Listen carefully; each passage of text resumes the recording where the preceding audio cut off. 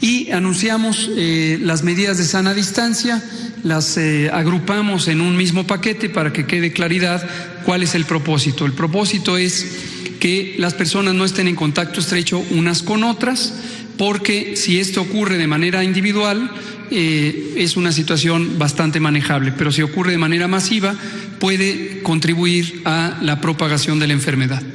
Y estas medidas, una cosa que también ha causado cierta inquietud en los medios de comunicación, es la idea de cuál es el sentido de urgencia, si esto hay que hacerlo ya de un minuto al otro en una misma noche.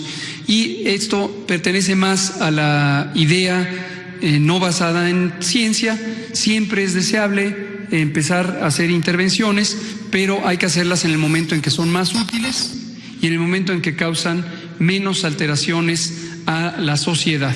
Como hemos dicho, nuestra preocupación principal es que en términos económicos, en términos sociales, quienes tienen mayor vulnerabilidad son las personas pobres, las personas que no tienen acceso a distintas riquezas y que viven en el día a día de sus salarios, de sus pequeñas actividades comerciales, y esas son las personas que hay que tener siempre muy en mente, que no se afecten por distintas intervenciones de salud pública o de cualquier otra naturaleza.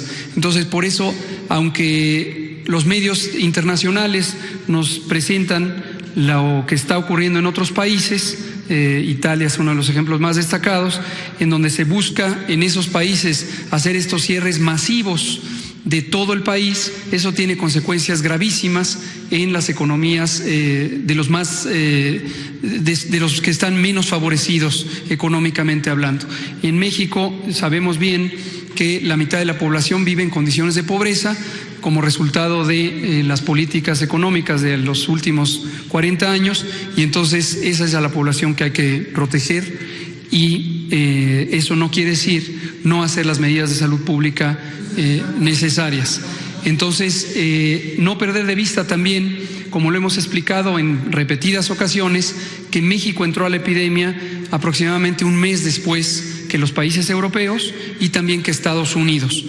Nuestro primer caso detectado fue a finales de febrero, mientras que en Estados Unidos fue a finales de enero. Y esto nos ha dado una ventaja porque podemos llegar con el plan de preparación que iniciamos desde el inicio del año en el momento más adecuado, técnicamente hablando, para las intervenciones. Y termino diciendo, estas son las medidas de sana distancia, siguen las medidas de higiene general, el lavado de manos, el estornudo de etiqueta, protegido para que no propaguemos los virus. Los cubrebocas sirven solamente para que la persona con síntomas no propague el virus a los demás, no nos sirve como una barrera de protección a las personas que pudiéramos ser contagiadas. Y una muy importante, quien esté enfermo, que se quede en casa para que tenga una recuperación efectiva sin propagar el virus. Y si quieren ya no me pongan cada una, nada más el índice. Regresamos para arriba, exacto. Y luego hemos recomendado, la Secretaría de Salud ha recomendado la suspensión de actividades no esenciales. Esto es para los sectores público, social y privado. ¿Qué quiere decir actividades no esenciales? Son aquellas que se pueden suspender o posponer sin que se afecte importantemente el propósito o la misión de las distintas organizaciones gubernamentales, sociales o privadas, y que además interesa enfocarse en aquellas en donde la gente, para ejecutar esas acciones, se tiene que movilizar o tiene que trabajar en grupo. El ejemplo clásico es si hay una actividad, por ejemplo, de oficina, que se puede realizar desde casa, que se realice desde casa por el tiempo necesario para que nos congreguemos menos. La tercera medida es esta reprogramación de los eventos públicos, ya sea organizados por privados o por los gobiernos, y lo que interesa aquí es que congregaciones masivas, las definimos como arriba de 5,000 personas, se puedan recalendarizar, posponer y que se hagan posteriormente en el año. Uno de los ejemplos que hemos estado utilizando por su volumen tan masivo es la Feria de San Marcos en Aguascalientes, que de manera muy adecuada el gobernador encontró la manera de posponerlas para mejor ocasión.